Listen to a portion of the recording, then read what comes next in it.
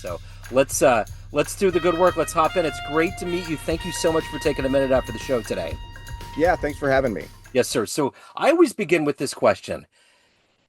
6 years ago, this pandemic changed so much about our lives, our world. Yeah, It put us to that fork in the road. How did you get through that era, and how has it changed the way that you do things and work today?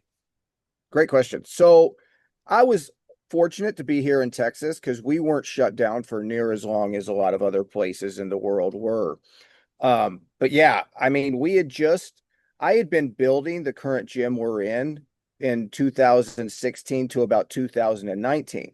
So we just opened up here. That had incurred a lot of expenses, and we're just getting the ball rolling. We're getting our membership up, and then we're shut down cold again at that point. And what I'm very blessed with is we opened originally in 2012. And I have probably 80 members that have been with me since 2012, 13. So they've been with us a long time. And what I ended up doing, I loaned out every piece of equipment I had in the gym. I loaned out my rowers, my barbells, my dumbbells. I loaned everything out, kind of had a little spreadsheet keeping track. And I didn't lose one member. They continued to pay their membership dues while we were closed. They used the equipment. And then as soon as we could open up again, I just had them bring it all back, get going again. And it was really cool because I think it was a way for our little community to really come together. I think it was a bonding time.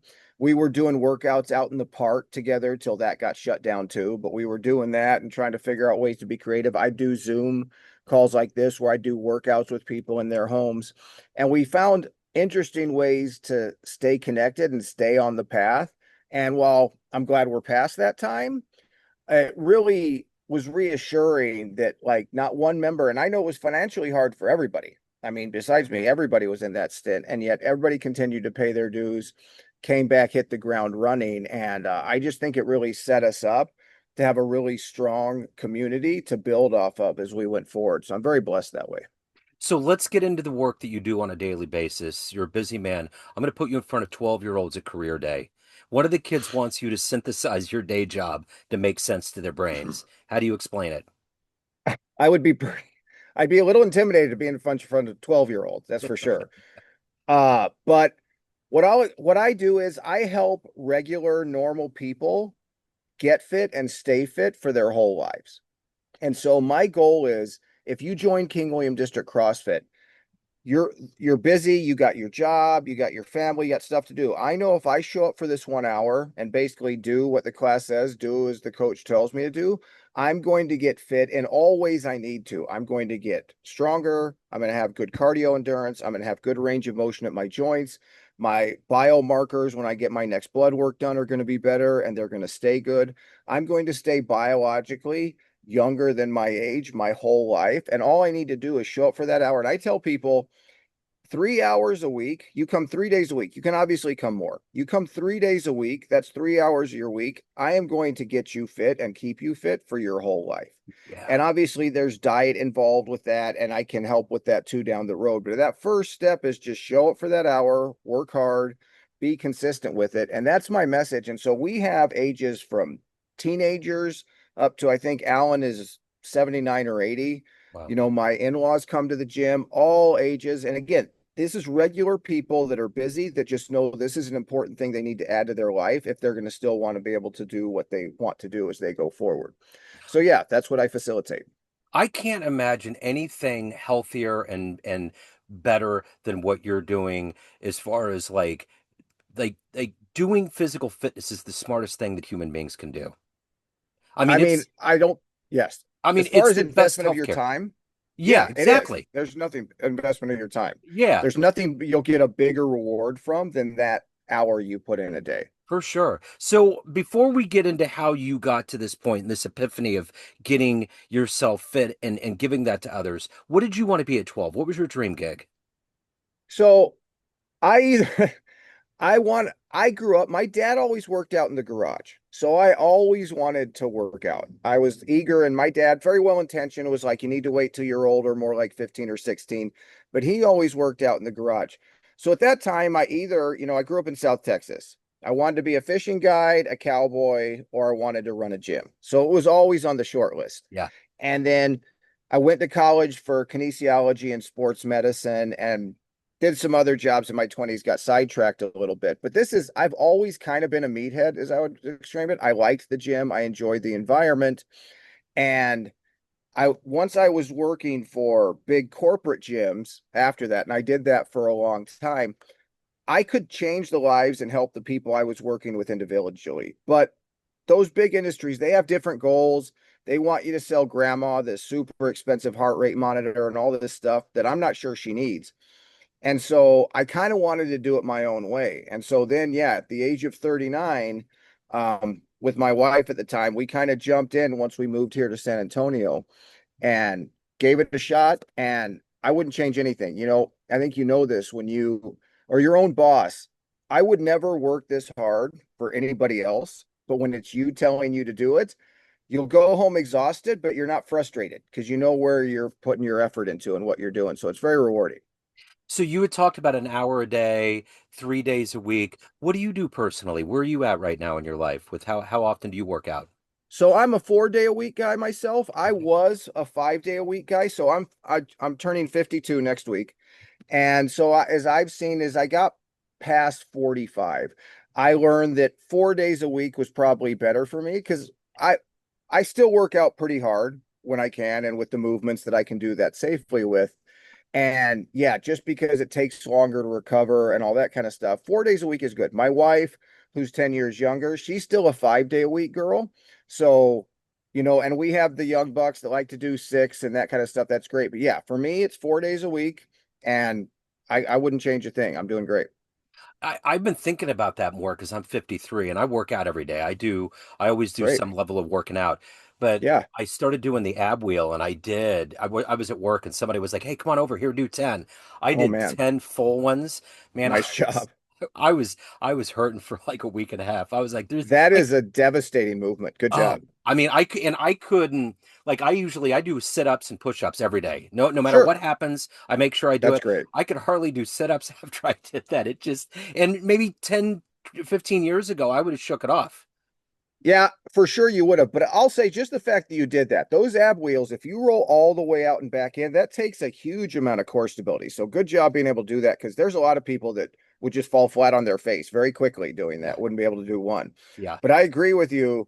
Yeah, it's just that kind of stuff.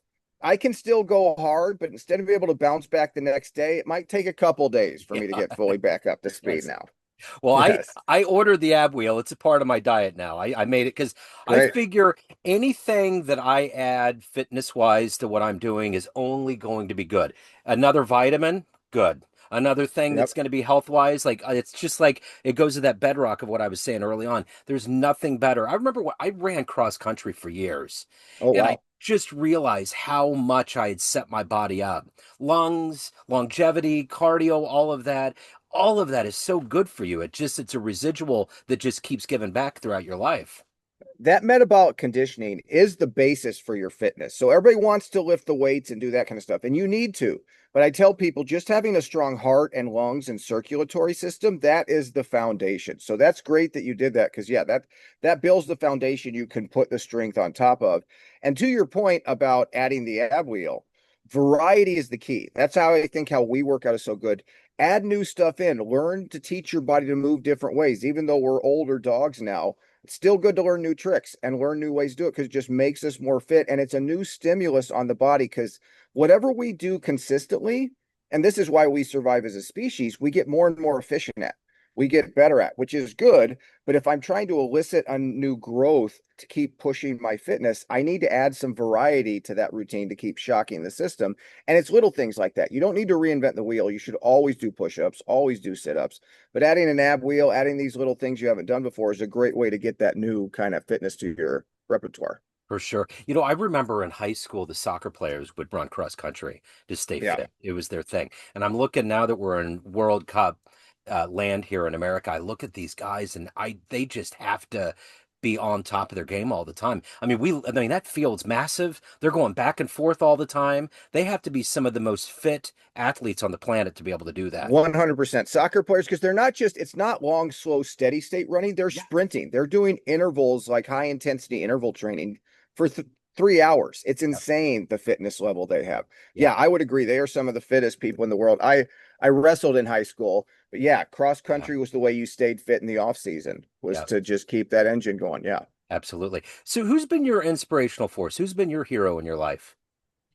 So I would say there's been a few in the fitness realm. Charles Poliquin is a guy I studied a lot in college. After college, I went and took several of his courses. He passed away a little while back, but before he passed away, I took several of his courses.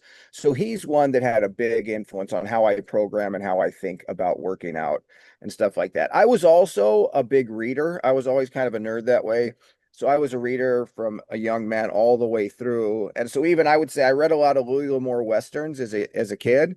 And I think that shaped my idea of what a man is supposed to be going forward. So I've had a lot of influence, but professionally, I would say him. And then Greg Glassman, who started CrossFit, has also been a huge influence on me. I've met him a few times and studied under him. And from a training standpoint, I think he revolutionized the world in the last 20, 25 years of how we do fitness. If you could meet one person on the planet right now, a penultimate person that you admire, who would you love to meet, sit down and talk to, have a lunch, and might help you on your journey? Man, that's a good question. So let me think about that.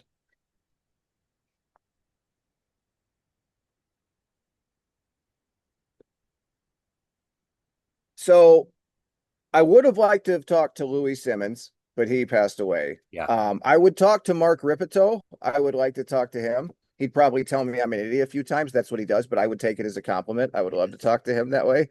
Um, those would be two that come to mind right now. Again, I guess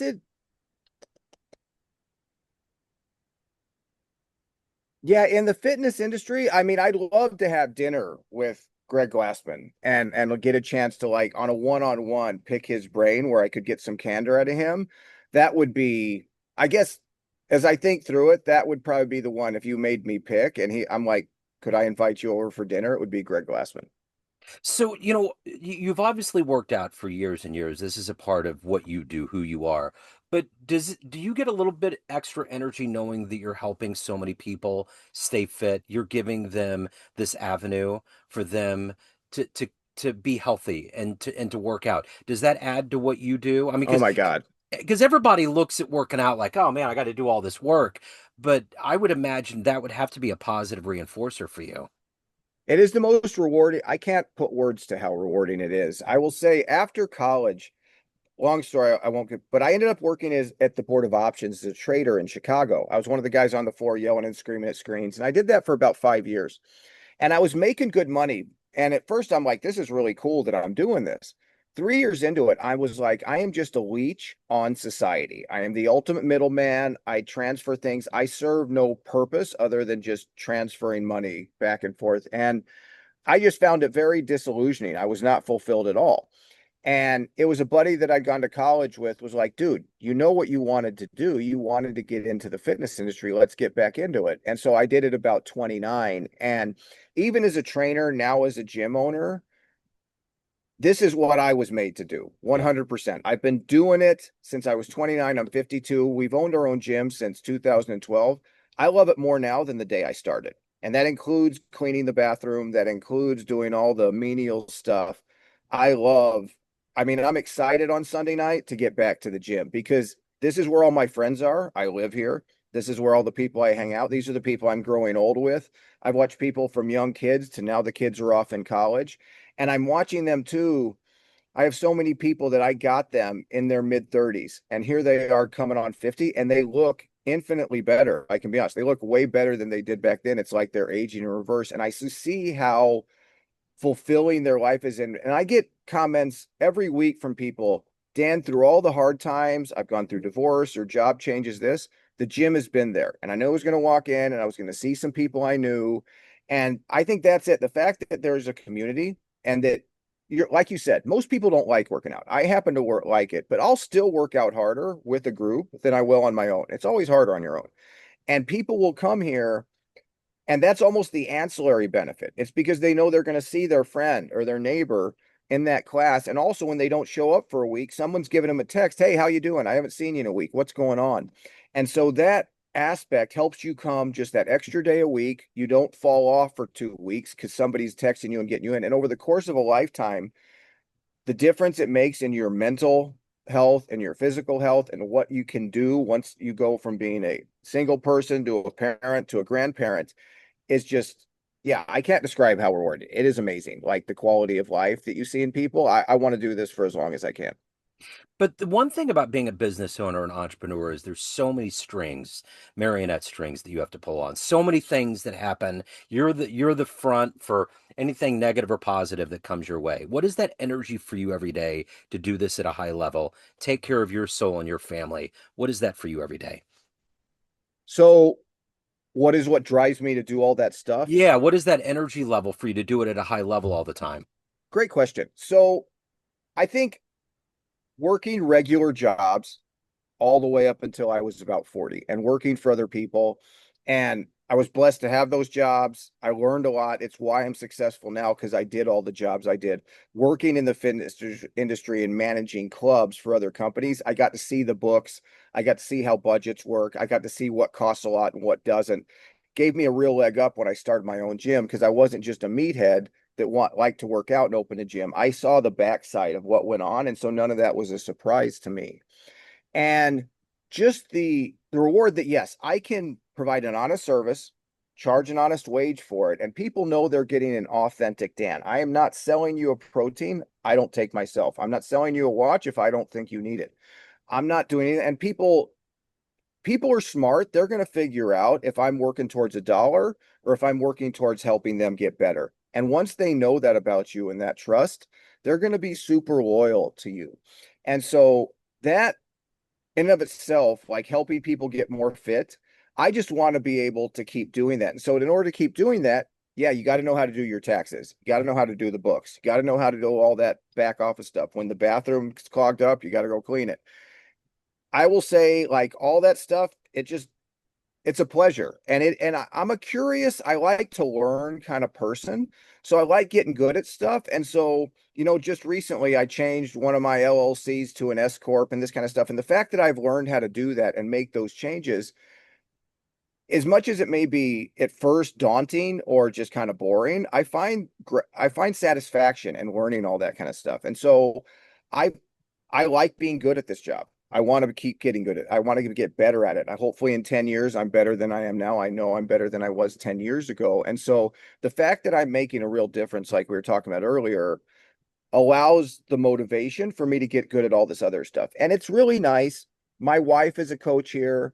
My daughter is at the gym every day. So I work a job where I can work 60 hours a week or more, and I still see my family. They're still a part of my life. Scarlett's growing up in the gym.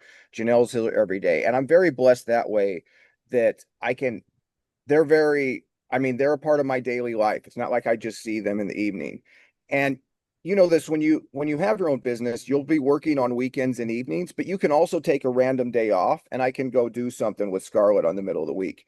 And you need to be disciplined with that or you don't get to do it anymore if you take advantage of it. But if you do that over time, I like having enough rope to hang myself with. I like being my own boss that way. I love it. So let me ask you this. If you had a dream tonight, ran into the 18-year-old version of you, you walked into a room right now at your age, where you're at, and you click play on a film projector and a 60-second highlight reel of your life comes up in front of you. Is that young version of you going to believe your life turned out this way? Uh he would be very pleasantly surprised. I say if there's 1,000 parallel universes and there's 1,000 other Dans out there, I'm doing better than 99% of them, I think. I think this was about best case scenario because I know how I grew up. We get lucky. I know some of the choices I was making. I could have gone down other paths and not been where I'm at now. And I just, with my wife, with my daughter, with this job, I don't want anything more. I just want more of this. And so, yeah, I would, if I explain this to him that you're going to have your own gym, this is the family you're going to have, I think he would find it very motivating because I don't think he thought that was going to happen at that age. Yeah. So in that highlight reel, what are you the happiest about? What are you the proudest of? Well, just all of it. I mean, the fact that 15 years into my marriage, my wife and I we not only love each other, we like each other. We enjoy each other's company. We have fun together. She's gorgeous. And having a daughter, like I only have one, I have nothing to compare it to. It's the best thing ever. Like I just, Love being the dad of a daughter. She's just turned 11 and just she's amazing. And like you said back at the beginning, this was always on the short list of what I wanted to do in life. And I'm getting to do it and do it successfully. And it is just as good as I kind of thought it was going to be. I didn't understand the details of why that would be the case. I probably thought it'd be other reasons, but it's every bit as good as better than I thought it would be. So I'm just, yeah, this is about best case scenario for Dan. So at the end of the day, Dan, everyone has a perception of you, family, friends, everyone that's a part of the gym, everyone that knows you in different bubbles, but you're the driving force. What's your perception of you? Who do you think you are? I think I pride myself on being a hard worker, but I think my dad, and I think he would, I've said this to him, he knows it. My dad was a good example of working harder, not smarter. So you need to do both. You need to work hard and you need to work smart. And I think I've taught myself that a lot on my own in life. And I've also, nowadays with the internet and all we do, the amount of information out there is infinite, as you know. And there's a lot of BS you got to sift through. But as someone who likes to learn, there's never been a time in this world where there's so much information you can learn. And just I am a learner. I like to learn. I like to be curious. And I'm honestly curious about people. Like everybody, you can learn something from everybody. And so this job provides me a way to keep learning, watching the body. Like I have my own petri dish here. Since I do the programming, I see what works, I see what doesn't work. I'm always tinkering to make it more effective, to make it more efficient, to help us win the long game. And then just in general, like I always want to keep getting better at life. I think this Dan is light years better than the Dan that was 10 years ago. And I hope to be better down the road. So what you see right now is still evolving. And I think we'll always evolve. I don't think I've hit my peak. I don't think I'll have a peak. I just think you keep evolving and getting better. I don't want to be one of the guys that was like, oh, back when 27, that's when it all came together. Like that sucks. Yeah. We've got a long life. Uh-huh. Like I want to keep getting better and just evolving the whole time. Amen. So if anybody's ready to get fit or they want a harder workout, anybody out there that's ready to dive into your world, where do they go? How do they do it? Sure. King William District CrossFit.com. You'll find all the information there. Also on Instagram, King William District CrossFit. You'll find us there. I have my own YouTube channel too, Ride On with Dan. I talk a lot about the same stuff we've been talking about. I've been doing that for a couple years. So any of those avenues, and you could easily get a hold of me. Okay, I have all those links in the show notes. Dan, what a joy, man. Thank you, sir. Thank you for your time. Thank you for your story. Best of luck with everything. Thanks so much for having me on. I appreciate it. Yes, sir.